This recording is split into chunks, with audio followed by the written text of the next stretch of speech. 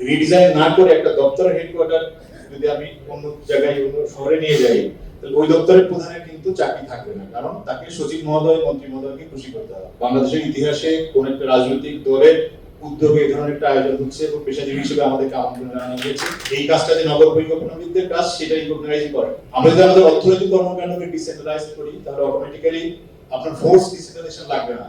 আমাকে যদি আপনি চাকরি দেন, আমার ছেলে মেয়েদের লেখাপড়ার জন্য যদি ভালো স্কুল দেন, চিকিৎসা করার জন্য যদি ভালো ফ্যাসিলিটি দেন, আমার মতো অনেক লোকজন কিন্তু যেখানে কর্মক্ষেত্র সেখানে চলে যাবে।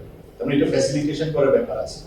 এইটার বৃহত্তর উত্তর হচ্ছে রাষ্ট্রযন্ত্রকে আমি কিভাবে সাজাবো, গভর্নেন্স। আপনি যেটা বলছিলেন, আসলে পৃথিবীর অনেক দেশ, আপনি দেখেন ফিলিপিন এবং ইন্দোনেশিয়াতে আমার কাজ করার সুযোগ হয়েছে, ফিলিপিন আমার স্টাডি করার সুযোগ হয়েছে। ওইসব দেশে যখন রেভলিউশন হলো, তারপর রাষ্ট্রযন্ত্র কিভাবে সাজাবো, ডিফেন্স এবং একটা দুইটা সার্ভিস বাদে সবগুলো সার্ভিস কিন্তু তারা স্থানীয় সরকারের কাছে ছেড়ে দিয়েছে। শিক্ষা এবং এডুকেশন আপনার তো ঢাকায় দরকার নাই।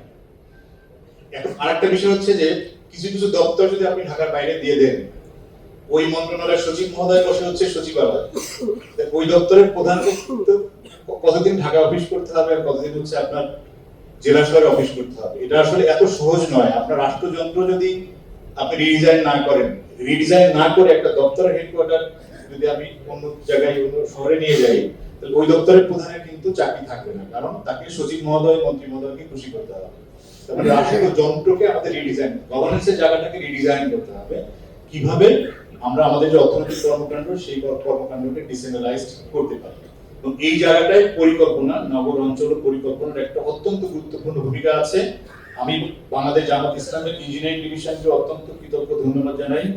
বাংলাদেশের ইতিহাসে কোন একটা রাজনৈতিক দলের উদ্যোগে এই ধরনের একটা আয়োজন হচ্ছে এবং পেশাজীবী হিসেবে আমাদেরকে আমন্ত্রণ জানানো হয়েছে, ধন্যবাদ জানাচ্ছি। কারণ বাংলাদেশে জামাত ইসলাম না, সাধারণভাবেই যে কোনো দল, যে কোনো স্টেক হোল্ডার, তারা এই ধরনের বিষয় মানেই প্রকৌশলী মনে করে। প্রকৌশলী মানেই হচ্ছে সিভিল ইঞ্জিনিয়ার এবং কিছু কিছু ক্ষেত্রে স্থপতিরা কাজ করে। এই কাজটা যে নগর পরিকল্পনাবিদদের কাজ, সেটা রিকগনাইজ করে।